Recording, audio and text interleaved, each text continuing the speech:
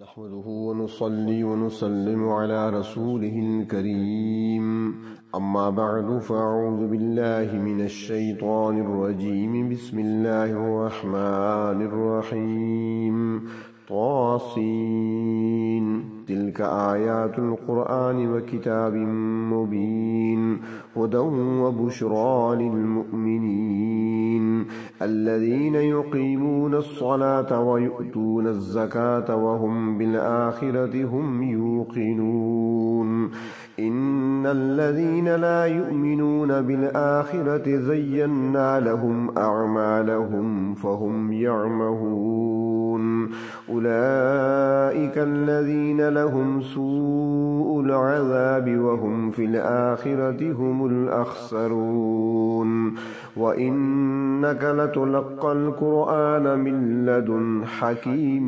عليم صدق الله مولانا العظيم اللهم صل على سيدنا محمد وعلى آل سيدنا محمد وبارك وسلم سورۃ النمل کی آیت نمبر 1 تا آیت نمبر 6۔ اس سورۃ مبارکہ کو حروف مقطعات سے شروع کیا گیا ہے۔ اس کا تعارف گزشتہ درس میں ہو چکا ہے۔ طاسین یہ حروف مقطعات ہیں، اور جیسا کہ پہلے عرض کیا تھا کہ ان کی مراد اللہ تبارک و تعالی ہی بہتر جانتے ہیں، مگر ایک بات جاننے کی ہے، اور وہ یہ کہ جہاں بھی حروف مقطعات آئے ہیں وہاں فوراً قرآن کریم کا تذکرہ آیا ہے۔ ان کے معانی تو نہیں بتائے گئے، مگر لوگوں کے اذہان کے قریب کرنے کے لیے اور اعتراض کرنے والوں کے اعتراض کا جواب دینے کے لیے اور ان کو خاموش کرانے کے لیے کچھ معنی بتائے گئے ہیں۔ مفسرین کرام میں سے حضرت عبداللہ ابن عباس رضی اللہ تعالی عنہما سے بھی معنی منقول ہیں۔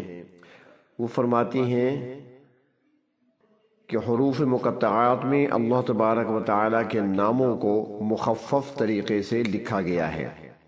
وہ فرماتی ہیں یہاں پر طاسین، تو یہاں پر فرماتی ہیں کہ طا سے مراد طیب ہے، یہ اللہ تبارک و تعالی کے ناموں میں سے ایک نام ہے، اور سین سے مراد سمیع ہے، یہ بھی اللہ تبارک و تعالی کا صفاتی نام ہے۔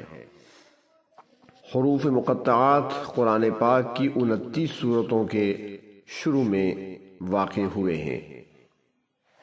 ارشاد فرمایا تلک آیات القرآن و کتاب مبین، یہ آیتیں ہیں قرآن پاک اور کھول کر بیان کرنے والی کتاب کی۔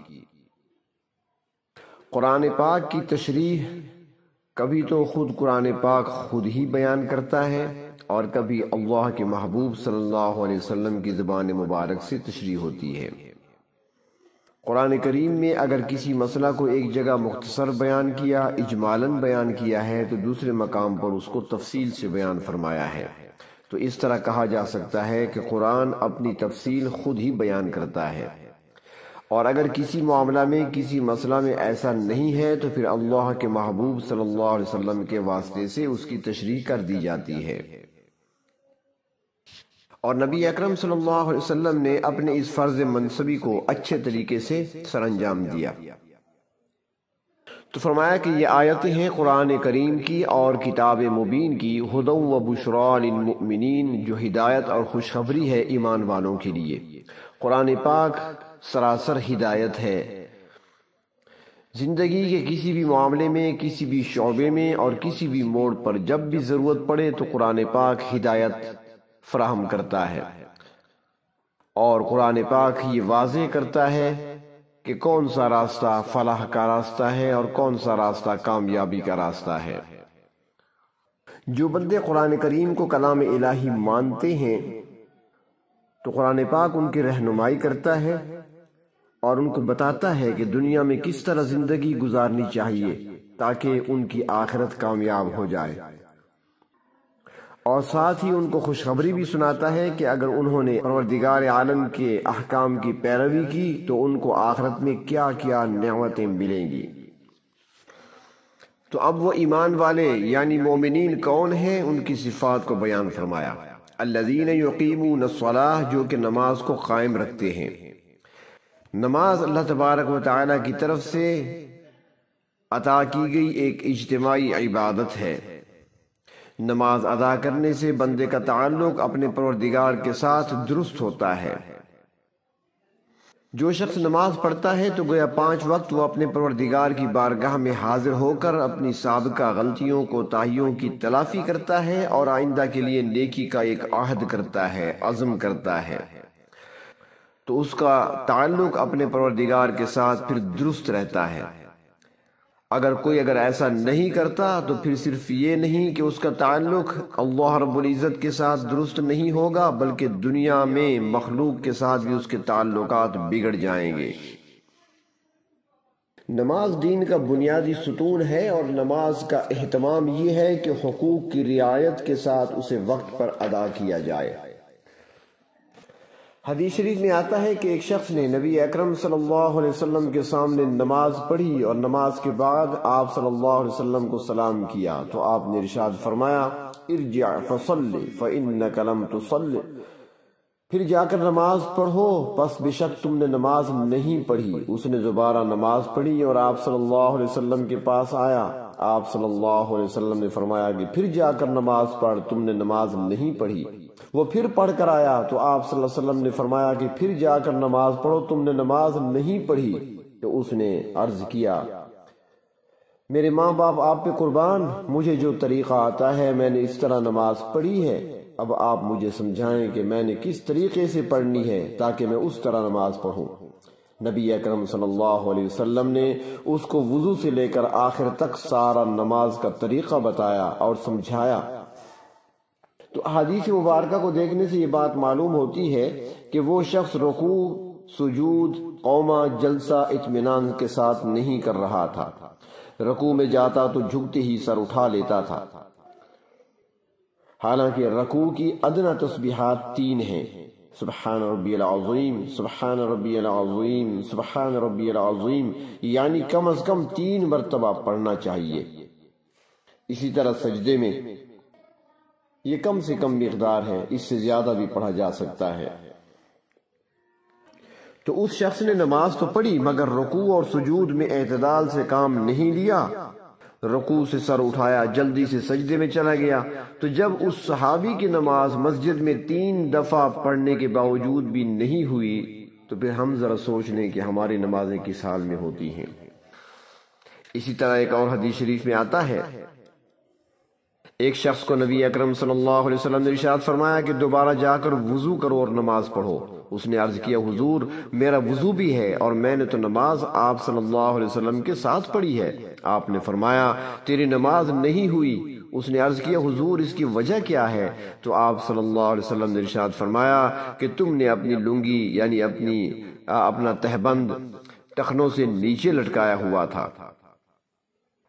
آج ان چیزوں کی پرواہ نہیں کی جاتی، نہیں خیال رکھا جاتا ہے، اور یہی تو وجہ ہے کہ اللہ تبارک و تعالیٰ کا تو فرمان ہے قرآن حکیم سورۃ عنکبوت میں کہ ان الصلاۃ تنہی عن الفحشاء والمنکر، بے شک نماز بے حیائی اور برائی سے روکتی ہے، لیکن ہماری نماز چونکہ نماز بنی ہی نہیں ہے اس لیے آج ہمیں بے حیائی برائی سے روکنے والی نہیں ہے۔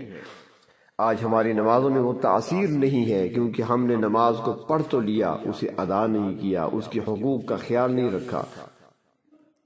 اور نماز تو دین کا بنیادی ستون ہے۔ حدیث شریف میں ہے کہ جو شخص پابندی سے نماز نہیں پڑھتا اس نے دین کی بنیاد ڈھا دی۔ ایمان والوں کی دوسری صفت بیان کرتے ہوئے فرمایا وَيُؤْتُونَ الزَّكَاةَ، کہ وہ زکوٰۃ ادا کرتے ہیں۔ ہجرت سے پہلے مکی زندگی میں زکوٰۃ فرض ہو چکی تھی مگر اس کا نصاب مقرر نہیں ہوا تھا۔ نصاب مقرر ہوا ہجرت کے دوسرے سال یعنی مدنی زندگی میں۔ اس لیے چونکہ زکوٰۃ تو فرض ہو چکی تھی، اس کا حکم آ چکا تھا، اس لیے ابتدائی جو صورتیں ہیں مکی زندگی کی اس میں بھی زکوٰۃ کا ذکر ہے۔ سورۃ مزمل جو ابتدا میں نازل ہوئی ہے اس میں بھی ذکر ہے، وہاں پہ فرمایا وَأَقِیمُوا الصَّلَاةَ وَآتُوا الزَّکَاةَ۔ نماز بدنی فریضہ ہے اور زکوٰۃ مالی۔ اللہ تبارک و تعالیٰ نے انسان کو جان اور مال کی نعمتوں سے سرفراز فرمایا ہے، اور ضروری ہے کہ دونوں نعمتوں کا شکر ادا کیا جائے۔ چنانچہ مومن بندے نماز کا بھی اہتمام کرتے ہیں۔ یہ نعمت اپنے بدن کا شکر ادا کرنے کا ایک ذریعہ بن جاتا ہے، اور اپنے مال کی زکوٰۃ بھی نکالتے ہیں۔ یہ مال کی جو نعمت عطا کی گئی ہے بندے کو، یہ اس کا شکر ہے۔ جو لوگ زکوٰۃ ادا نہیں کرتے وہ کبھی سوچ لیا کریں کہ جس پروردگار نے مال عطا فرمایا ہے وہ مال لینے پر بھی قادر ہیں اور واپس بھی لے سکتے ہیں۔ اور یہ بات بھی سمجھنے کی ہے کہ نماز اور زکوٰۃ سے مراد صرف نماز اور زکوٰۃ ادا کرنا ہی نہیں بلکہ سارا دین مراد ہے۔ اہم جو دو عبادتیں ہیں اس کی تخصیص کی گئی ہے، مگر مراد سارا دین ہے، یعنی مومن بندے اللہ تبارک و تعالیٰ کے نازل کیے ہوئے مکمل دین پر عمل کرتے ہیں، اور اللہ تعالیٰ کے نازل کیے ہوئے دین پر وہی لوگ عمل کرتے ہیں جن کا آخرت پر ایمان ہے۔ تو اس لیے فرمایا تیسری صفت وَهُمْ بِالْآخِرَةِ هُمْ يُوقِنُونَ کہ وہ آخرت پر یقین رکھتے ہیں۔ توحید اور آخرت کا عقیدہ یہ ہمیشہ ساتھ ساتھ ہی چلتے ہیں۔ جہاں بھی قرآن پاک میں یؤمنون باللہ فرمایا ہے وہاں ساتھ ہی والیوم الآخر بھی آتا ہے، کیونکہ جو شخص آخرت پر یقین نہیں رکھتا، موت کے بعد کی زندگی کو برحق نہیں سمجھتا اور حساب و کتاب کی منزل پر اس کا ایمان نہیں ہے، تو اس کے سارے اعمال ضائع ہو جائیں گے اور ان اعمال کا اسے کوئی فائدہ نہیں ہوگا۔ فرمایا ان الذین لا یؤمنون بالآخرہ، جو لوگ آخرت پر ایمان نہیں رکھتے، زینا لہم اعمالہم، ہم نے ان کے اعمال ان کے لیے مزین کر دیے ہیں، ان کے برے اعمال بھی ان کو اچھے کر کے دکھائے جاتے ہیں۔ اس آیت میں ایک ضابطہ بیان کیا گیا ہے۔ اگر یہ ضابطہ سمجھ لیا جائے تو پھر سوال کا جواب خود بخود سمجھ میں آ جاتا ہے کہ مکہ والے قرآن کریم کو کیوں نہیں مانتے۔ اور وہ ضابطہ یہ ہے کہ اللہ تبارک و تعالیٰ نے منکرین کے لیے، انکار کرنے والوں کے لیے، مشرکین کے لیے، کفار کے لیے ان کے عقائد اور اعمال کو آراستہ کیا ہے۔ ان کو اپنے ہی خیالات اور اپنے ہی اعمال بہت اچھے معلوم ہوتے ہیں، اس لیے وہ قرآن پر اور اللہ کے دین پر ایمان نہیں لاتے۔ اور اس کی وجہ کیا ہے؟ فرمایا وجہ یہ ہے کہ ان کا آخرت پر ایمان نہیں ہے، اس لیے وہ اپنے عقائد اور اپنے اعمال کا آخرت سے موازنہ نہیں کرتے۔ جیسے جوان آدمی اگر سوچے کہ بڑھاپا آنے والا ہے تو وہ جوانی میں کام کرے گا اور اپنے بڑھاپے کے لیے کچھ جمع کرے گا، اور جو جوان بڑھاپے کو سوچتا ہی نہیں ہے تو وہ تو جوانی کو رنگ رلیوں میں گزار دیتا ہے، اور پھر جب بڑھاپا آ جاتا ہے تو سوائے افسوس کے اس کے پاس کچھ نہیں ہوتا۔ تو اسی طرح جن لوگوں کا آخرت پر ایمان ہے وہ آخرت کو پیش نظر رکھ کر عقائد اور اعمال کی اصلاح میں لگے رہتے ہیں، اور پھر وہ اللہ تبارک و تعالیٰ کے نازل کردہ احکامات کی صرف تصدیق نہیں کرتے بلکہ عمل کرنے کی کوشش کرتے ہیں۔ اور جن کا آخرت پر ایمان نہیں وہ صرف دنیا کی زندگی پیش نظر رکھ کر سوچتے ہیں، اس لیے وہ صحیح نتیجہ تک نہیں پہنچتے۔ وہ سوچتے ہیں کہ زندگی بس یہی زندگی ہے اور وہ ہمارے کفریہ اور شرکیہ عقائد و اعمال کے ساتھ ٹھیک گزر رہی ہے، پھر کیوں ہم قرآن پر ایمان لائیں اور کیوں ہم دین کی پابندیاں قبول کریں۔ ان کی یہی سوچ ہے جس کی وجہ سے وہ صحیح نتیجہ تک نہیں پہنچتے۔ حدیث شریف میں آتا ہے کہ جو شخص نیک بخت ہوتا ہے اس کے لیے نیک بختی والے کام کرنا آسان ہو جاتے ہیں، اور اسی طرح بدبخت کے لیے بدبختی والے کام آسان کیے جاتے ہیں۔ اور آسان کرنے کا بھی شاید یہی مطلب ہے کہ وہ عقائد و اعمال ان کے لیے آراستہ کیے جاتے ہیں اور وہ خوشی سے وہ کام کرتے رہتے ہیں۔ تو فرمایا کہ جو لوگ آخرت پر ایمان نہیں رکھتے ہم نے ان کے اعمال کو مزین کر کے دکھایا ہے، جس کا نتیجہ یہ ہے فَهُمْ يَعْمَهُونَ کہ وہ سرگرداں پھر رہے ہیں، انہیں راستہ دکھائی نہیں دیتا اور وہ گمراہی میں بھٹک رہے ہیں۔ اور ایسے لوگوں کے بارے میں فرمایا اولئک الذین لہم سوء العذاب کہ ان کے لیے بہت برا عذاب ہوگا، وہم بالآخرۃ هم الاخسرون اور وہ آخرت میں انتہائی نقصان اٹھانے والے ہوں گے۔ جن لوگوں کا آخرت پر ایمان ہی نہیں ہے تو وہ آخرت کی تیاری کیا کریں گے، تو پھر وہاں کامیاب کیسے ہوں گے؟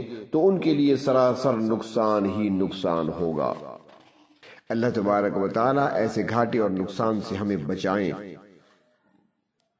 پھر قرآن پاک کے بارے میں فرمایا وَإِنَّكَ لَتُلَقَّى الْقُرْآنَ مِن لَّدُنْ حَكِيمٍ عَلِيمٍ، اور بے شک آپ کو خدائے حکیم اور علیم کی طرف سے قرآن پاک کا تحفہ دیا جا رہا ہے۔